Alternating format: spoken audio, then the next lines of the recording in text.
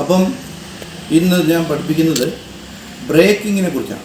അപ്പോൾ ബ്രേക്കിംഗ് എന്ന് പറഞ്ഞാൽ സാഹചര്യങ്ങൾക്കനുസരിച്ച് ബ്രേക്ക്. ഒരാൾ കുറുകെ ചാടുമ്പോൾ നമ്മൾ ബ്രേക്ക് ചെയ്യുന്നത് ഒറ്റ ചവിട്ടായിരിക്കും. അവിടെ നമ്മൾ ബാക്കിൽ വണ്ടിയുണ്ടോ സൈഡിൽ വണ്ടിയുണ്ടോ നോക്കാറില്ല.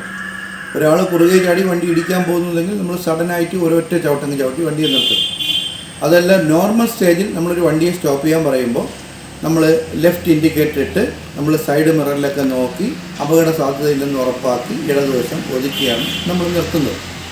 അതിൽ നമ്മൾ പഠിക്കുന്നത് ബ്രേക്ക് ചെയ്ത് വണ്ടിയെ നിർത്തുമ്പോൾ എന്ത് കാര്യം ശ്രദ്ധിക്കണം എന്നാണ്. അപ്പോൾ ചില ആളുകളൊക്കെ, ചില ഡ്രൈവർമാർ ഓടിക്കുന്ന വണ്ടികളിൽ നമ്മൾ ഇരിക്കുമ്പോൾ ബ്രേക്ക് ചെയ്യുമ്പോൾ ഇരിക്കുന്ന ആൾക്കാരിങ്ങനെ ഫ്രണ്ടിലോട്ടായിരിക്കും. അപ്പോൾ അങ്ങനെ ഫ്രണ്ടിലോട്ടാവുന്നതിൻ്റെ കേസ് എന്ന് പറഞ്ഞാൽ അയാൾ ബ്രേക്ക് ചെയ്യുമ്പോൾ, ഒരു വണ്ടിയിൽ ബ്രേക്ക് അപ്ലൈ ചെയ്യുമ്പോൾ ആ വണ്ടി നിൽക്കുന്നത് വരെയും ആ ഫുൾ പ്രഷർ അപ്ലൈ ചെയ്യുന്നതുകൊണ്ടാണ് അങ്ങനെ വണ്ടി നിൽക്കുമ്പോൾ ഇങ്ങനെ തല ഫ്രണ്ടിലോട്ടായിപ്പോകും. അപ്പോൾ നമ്മൾ ശ്രദ്ധിക്കേണ്ട കേസ് എന്ന് പറഞ്ഞാൽ ഒരു വണ്ടിയെ ബ്രേക്ക് ചെയ്ത് നിർത്താൻ വേണ്ടി നമ്മൾ 10 പൗണ്ട് പ്രഷറാണ് ആ ബ്രേക്ക് പെഡലിൽ ഉപയോഗിച്ചതെങ്കിൽ വണ്ടി നിൽക്കുന്നതിന് തൊട്ട് മുമ്പ് അതിൽ നിന്ന് ഒരു 2 പൗണ്ട് ബലം നമ്മൾ കുറയ്ക്കണം. അപ്പോൾ വണ്ടി തൊട്ട് എന്ന് പറഞ്ഞാൽ ചുരുക്കം നമ്മൾ ഒരു വണ്ടിയെ ബ്രേക്ക് ചെയ്ത് നിർത്തുന്നു. എത്ര ബ്രേക്കിൻ്റെ ആ സാഹചര്യങ്ങളനുസരിച്ച് എത്ര പ്രഷറോട് കൊടുക്കാം. പക്ഷേ അത്രയും പ്രഷർ ചെയ്ത് വണ്ടി നിർത്തുന്നതിന് മുമ്പ് ആ ബ്രേക്ക് പെഡലിനെ ശകലം നമ്മളൊന്ന് അയച്ചു കൊടുക്കണം. അയച്ചു കൊടുക്കുക പറഞ്ഞാൽ ഈ കാലം എടുത്തുകൊണ്ട് പോവുക എന്നല്ല.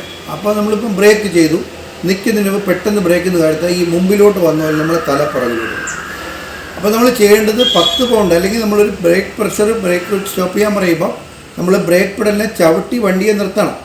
നിർത്തി വണ്ടി നിൽക്കുന്നതിന് തൊട്ട് മുമ്പ് ആ കൊടുത്തിരിക്കുന്ന ബലത്തിന് ഒരു ശകലം ഒന്ന് കുറച്ച് കൊടുക്കുക എന്നാണ്.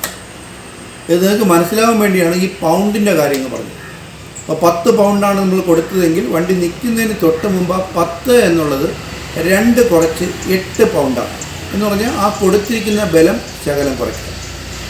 ഇത് റോഡിൽ വണ്ടി ഓടിക്കുമ്പോൾ നിങ്ങൾ പ്രത്യേകം ശ്രദ്ധിക്കണം. ഇപ്പം നിങ്ങൾ ഗ്രൗണ്ടിലെ ക്ലാസ്സിലാണ്. ഗ്രൗണ്ടിൽ നമുക്കത് നന്നായി അറിയാൻ പറ്റില്ല, കാരണം വണ്ടിയിൽ ഓടി വന്ന ഫോഴ്സ് ഗ്രൗണ്ടിനകത്ത് ഇല്ലാത്തത് നമുക്ക് അറിയാൻ പറ്റില്ല. പക്ഷേ റോഡിൽ നമ്മൾ വണ്ടി ഓടിച്ചുകൊണ്ടിരിക്കുമ്പോൾ ഞാൻ സ്റ്റോപ്പ് എന്ന് പറഞ്ഞാൽ നിങ്ങൾ ലെഫ്റ്റ് ഇൻഡിക്കേറ്റർ ആദ്യം ഇടണം.